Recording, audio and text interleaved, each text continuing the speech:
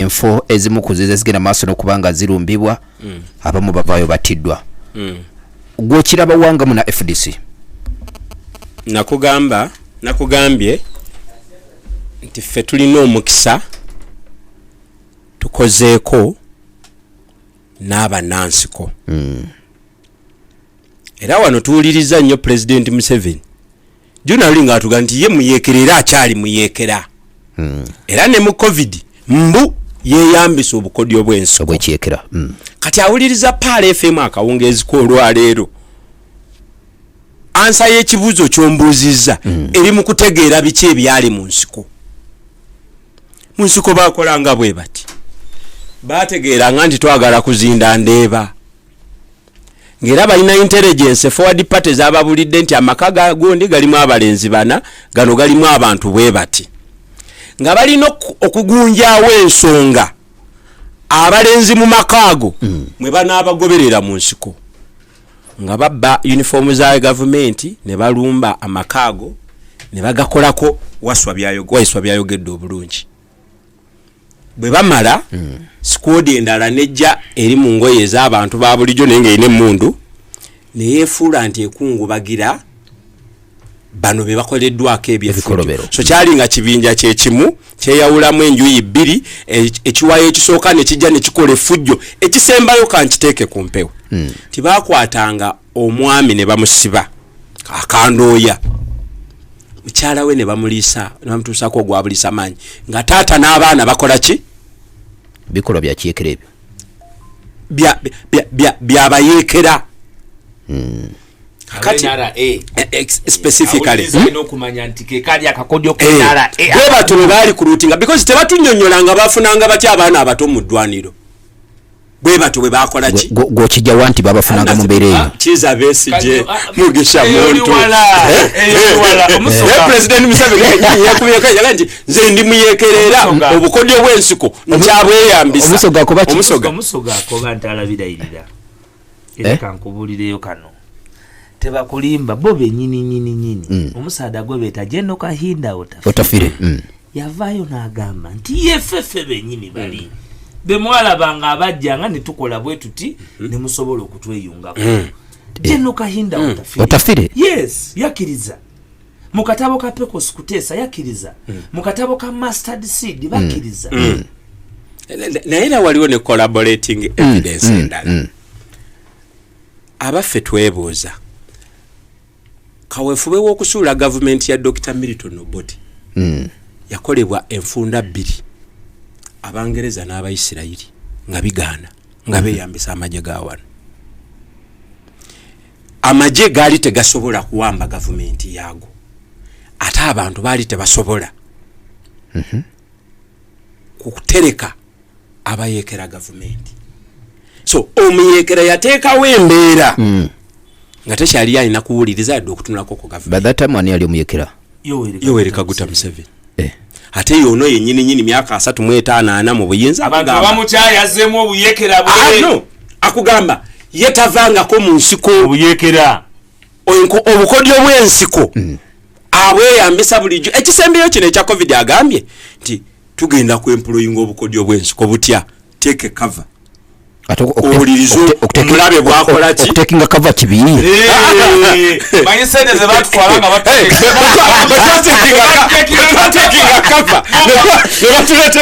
nebatuleetera ebijanjalo bya sizoni mukaaga emala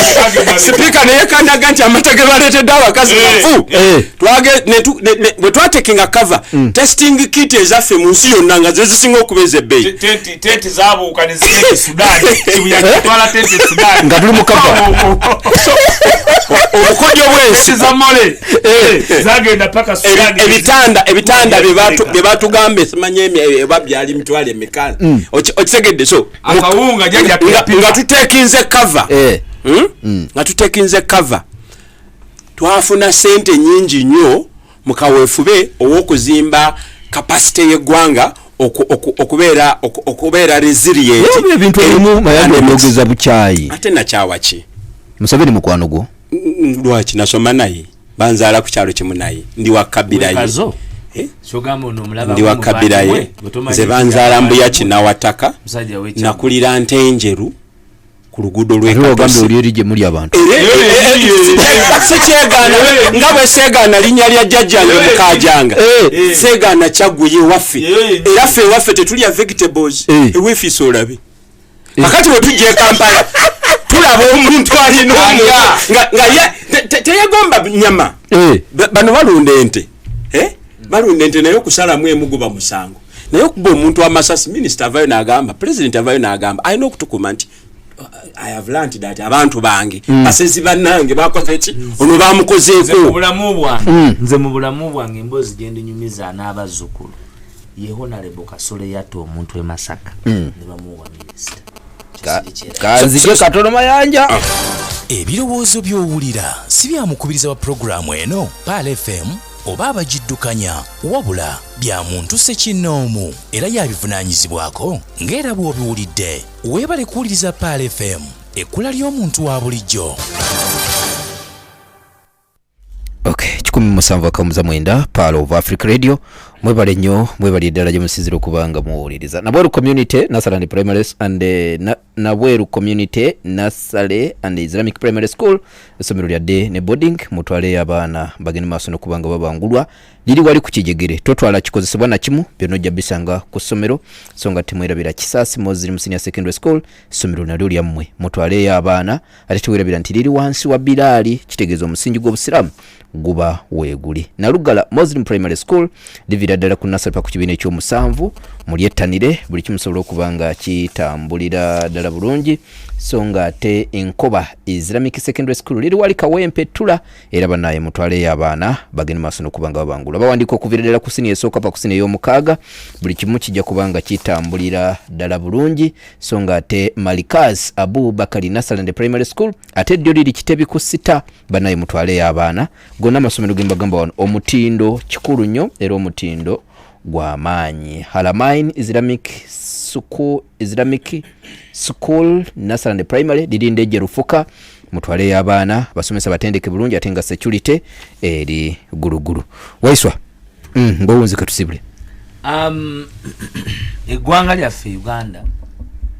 liri mu katyabaga akatyabaga lirimu ekatyabaga k'obukulembeze nti twawambibwa abantu abatayina nsonyi era abayeekera ddala nti bayeekera nabo ne beeyeekera kati n'ensi bagiyeekedde emyaka kumpi 40 so munnayuganda ekisooka njagala nkumalemu essuubi nti tobanga n'essuubi tolootanga essuubi n'abantu bano abamazeewo emyaka 36 kubanga bo obukugu bwabwe bwali mu kwonoona teriyo muntu yenna mu nsi ayinza kubanga olina essomero nga Shimoni n'olifuula leero woshingibbe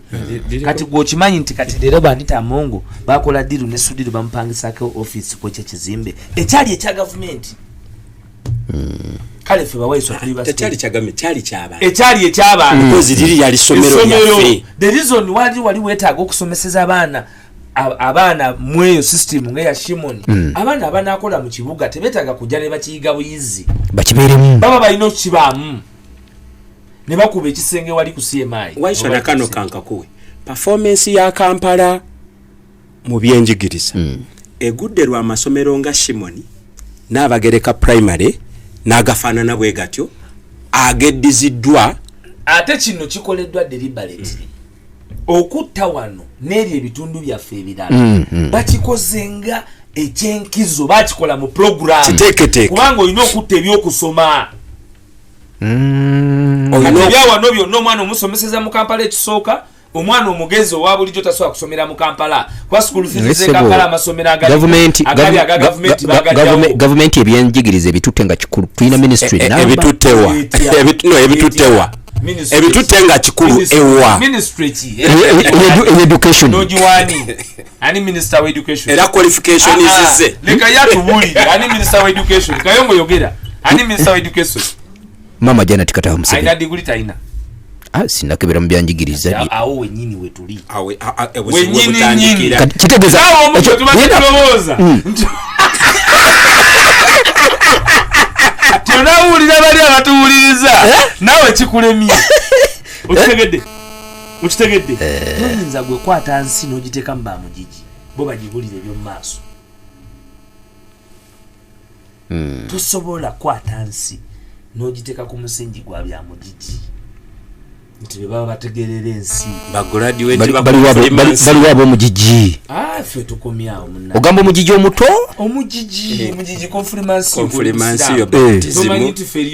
katisimu bagraduate abo tosobola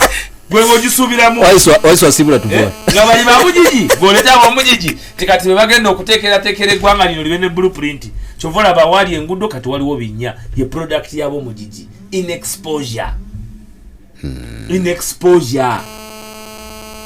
nti eggwanga lyawambibwa abantu abatamanyiddeeko ddala kintu kyonna abatayinza funa wadde enlighten exposure ne bagamba nti kati kino ekintu tugenda kitambuza tutya for the benefit of the people. Nakugamba wano